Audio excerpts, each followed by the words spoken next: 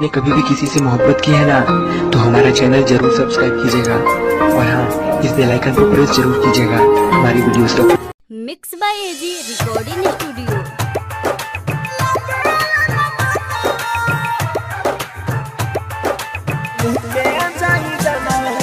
DJ Kanchan Raj, Hajipur Vaishali. तोहरा के कैसे भुलाई, भूलेला पवन दवा खाई, उतरेला सूरत नजर से, वैध कवनो डॉक्टर के देखाई, तोहरा के कैसे भुलाई, भूलेला पवन दवा खाई, उतरेला सूरत नजर से, वैध कवनो डॉक्टर के देखाई। नस नस में बसल बारू बन के पारा नहवा याद तोर लेके जाई जानवा रे गोरी, तोरा बिना लागे लाना मनवा। याद तोर लेके जाई जानवा रे गोरी, तोरा बिना लागे लाना मनवा।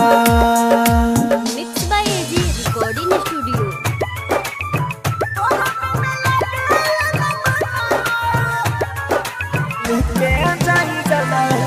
डीजे कंचन राज,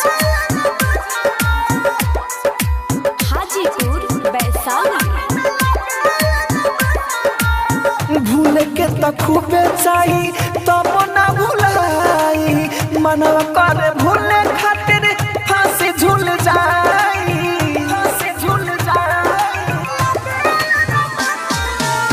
भूल के तो खूबे चाही तब ना भुलाई, मनवा करे भूले खातिर फांसी झूल जाई,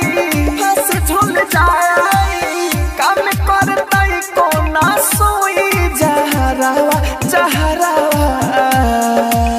याद तोर लेके जाई जानवा रे गोरी, तोरा बिना लागे लाना मनवा।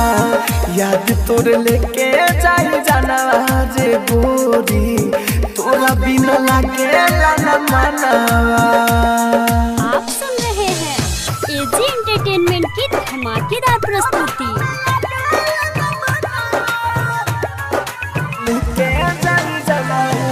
डीजे कंचन राज, हाजीपुर वैशाली।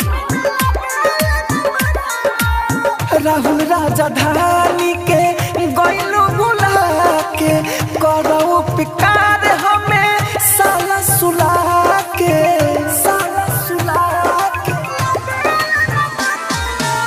राहुल राजधानी के गइलो भुला के, करो उपकार हमें साला सुला के, राइटर सन जय मरी तारे कराना। याद तोर लेके जाई जानवा रे गोरी, तोरा बिना लागे लाना मनवा। याद तोर लेके जाई जानवा रे गोरी, तोरा बिना लागे लाना मनवा। स्टूडियो रोशनपुर सपहा।